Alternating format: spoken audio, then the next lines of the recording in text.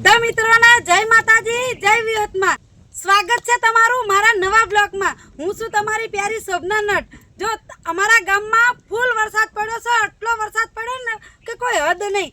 પહેલી જ વખત આટલો વરસાદ પડ્યો, આખી રાતથી માંડીને આખો દિવસે વરસાદ પડ્યો છે। હવે અત્યારે કંઈક માંડ બંધ થયો છે, તો હું આવી ગઈ છું અમારા ગામના ખેતરોમાં કે જોવા કે કેટલું પાણી છે કે કેટલું નહીં એવું। તો હું તમને બતાવું કે અમારા ગામના ખેતરોમાં કેટલો વરસાદ પડ્યો ને કેટલું પાણી ભરાઈ ગયું છે। તો ચાલો તમને બતાવી દઉં।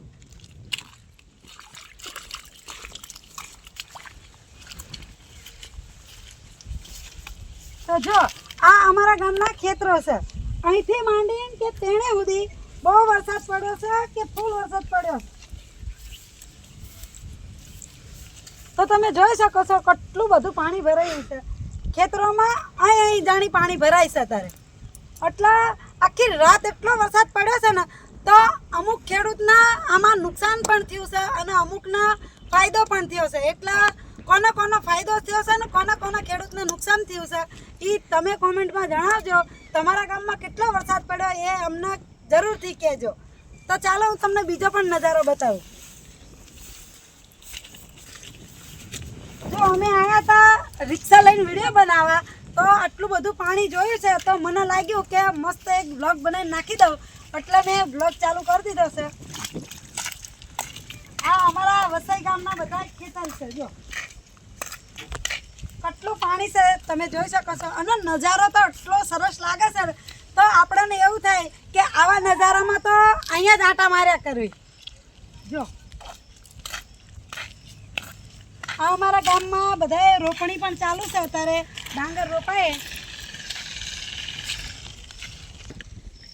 જો ખેતરમાં આટલું પાણી ભરાણું છે તો જોયેથી એવું નહીં લાગતું કે ખેતરો છે આ, પણ એવું લાગે કે વિશાળ સરોવર, એક તલાવ, એક સમાન બધા ખેતર થઈ ગયા, બધા ખેતર ભરાઈ ગયા। લાગતું નહીં કે ખેતર છે, બધા ખેતરમાં આટલું પાણી છે ને જાણે મોટું તળાવ હોય ને દરિયો હોય ને એવો નજારો લાગે છે।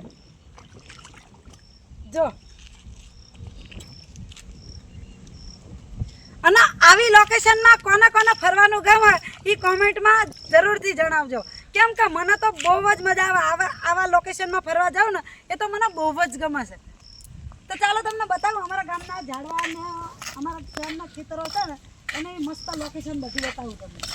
જો આ આંબો છે, આમાં ઉનાળામાં બહુ મસ્ત કેરીઓ આવે।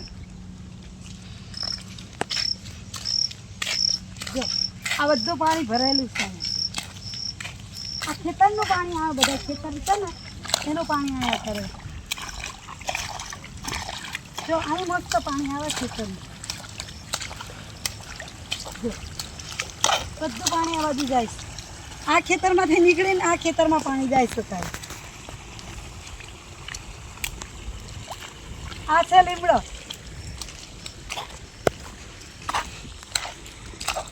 અને તમે જ્યાં દૂર નજર મારો ને ત્યાં સુધી બધું પાણી જ દેખાય છે।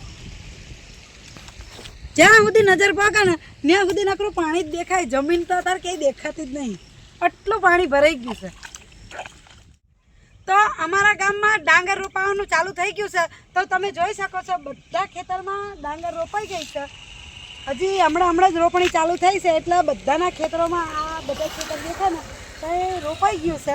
એટલો મસ્ત મજાની ડાંગર થશે હવે તો તમને દેખાવે। જો અહીં કેવું પાણી આવે છે, જો આ વરસાદનું પાણી છે। તો તમને ચાલો હું બીજું પણ બતાવું, તો તમે મારા બ્લોગમાં બન્યા રહેજો। ચાલો જો આ છે અમારી રિક્ષા, અને અમે રિક્ષા લઈને વિડીયો બનાવવા આવ્યા હતા। તે રિક્ષા લઈને વિડીયો બનાવવા આવ્યા હતા, અને આ છે મારા ઘરવાળા રાહુલ અમારી હારે આવ્યા હતા રિક્ષા લઈને, એ રિક્ષા ચલાવીને આવ્યા છે। તો અમે બધાએ સરસ મજાનો બ્લોગ બનાવી છે અને વિડીયો તો એટલા બનાવ્યા છે અને મજા તો એટલી કરી છે કે કોઈ વાત ન પૂછો, કેમ કે લોકેશન એટલું મસ્ત છે ને વાતાવરણ એટલું સરસ લાગે છે, તો બહુ મજા આવે છે એ તો। અને આ છે મારી નણંદ ખુશી, તે અમારી જોડે આવી છે વિડીયો બનાવવા, એટલે કોક દાડો એને પણ અમારા વિડીયોમાં અમે લઈ લેવી છીએ। તો અમને ખૂબ સાથ સહકાર આલે છે અને અમે અહીંયા ફૂલ મજા કરવી છીએ। તો ચાલો તમને બીજી વસ્તુ બતાવું, તો બ્લોગમાં બન્યા રહેજો। જય માતાજી, જય વિહતમાં મિત્રો।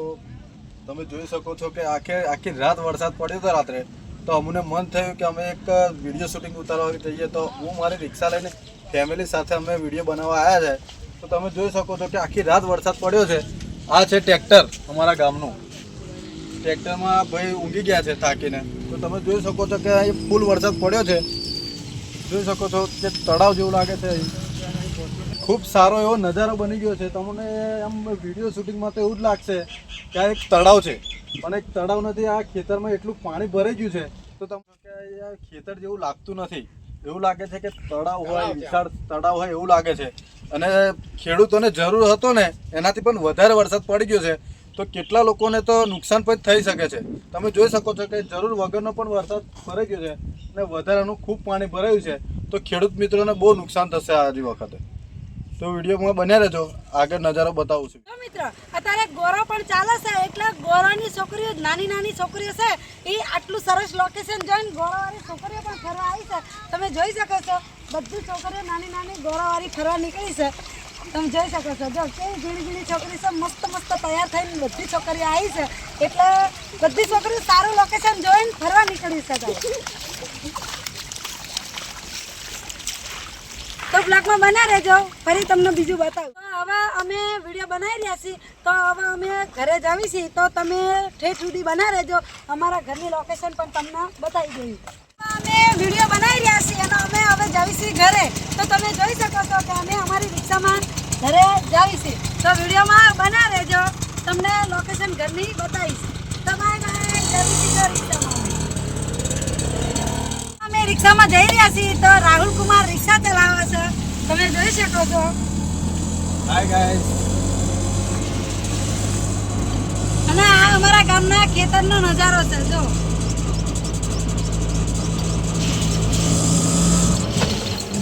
બધો નજારો કેટલો સરસ લાગે છે.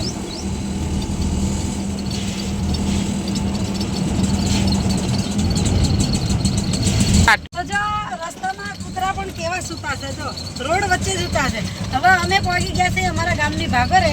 તો અમારા ગામનું, વસાઈ ગામનો નજારો પણ તમને બતાવી દેવી. જો આ બધી દુકાનો છે અમારા ગામની, અને આ છે અમારું વસાઈ ગામ. આ છે ભાગર અમારું વસાઈ ગામની. તો તમે જોઈ શકો છો અમારું વસાઈ ગામ કેટલું રળિયામણું લાગે છે. અને આ અમારા ગામની છે નિશાળ, નવી નિહાળ બની છે અમારા ગામમાં વસઈમાં. તો તમે જોઈ શકો છો કેટલી સરસ નિશાળ બની છે. બધા છોકરાઓ સરકારી નિશાળ બની છે અમારા ગામમાં. તો સરસ નિશાળ બની છે. તો બ્લોગમાં બના રહેજો, તમને બીજું બધું બતાવું છું. તો મિત્રો અમે ઘરે જતા હતા અને મને વચમાં રામાપીરનું મંદિર દેખાણું. તો મને લાગ્યું કે દર્શન કરી લઉં. તો ચાલો મિત્રો તમને પણ દર્શન કરાવું રામાપીરના મંદિરની. તો ચાલો. આ છે મિત્રો રામદેવ પીરનું મંદિર. તો તમે જોઈ શકો છો મિત્રો રામદેવ પીરનું મંદિર છે. એમાં તમને રામદેવ પીરના પણ દર્શન કરાવું. આ અમારા વસાઈ ગામનું મંદિર છે રામદેવ પીરનું. તો બ્લોકમાં બન્યા રહેજો, તો તમને બતાવું છું રામદેવ પીરનું મંદિર.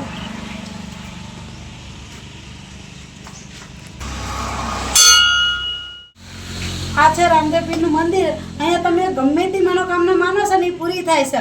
તો તમે પણ દર્શન કરી, કોઈ પણ મનોકામના કે કંઈ પણ ઈચ્છા હોય એ તમારી જરૂરથી પૂરી થશે.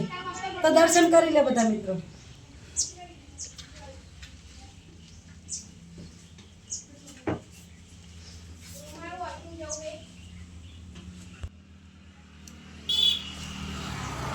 તો ચાલો આપણે ઘર બાજુ જઈએ. તો બ્લોગમાં બન્યા રહેજો. તો મિત્રો આ છે ડભોઈ રોડ અને આ છે બાઘોડિયા રોડ જતા અને ડભોઈ રોડ જતાની વચ્ચે જ આવે છે વસાઈ ગામમાં રામદેવ પીરનું મંદિર. તમને કોઈ પણનો દર્શન કરવાની ઈચ્છા થાય, વસાઈ ગામમાં એન્ટર થતાં તે રામાપીરનું મંદિર આવે છે. તો તમે જરૂરથી દર્શન કરજો. તો બ્લોગમાં બન્યા રહે. મિત્રો ફાઇનલી અમે હવે ઘરે પહોંચી ગયા છીએ. તો તમને અમારા વિડીયો ગમતા હોય તો અમારા વિડીયોને લાઈક કરજો, ફોલો કરજો અને અમારી ચેનલને સબસ્ક્રાઈબ કરી દેજો. તો બધા મિત્રોને બાય બાય.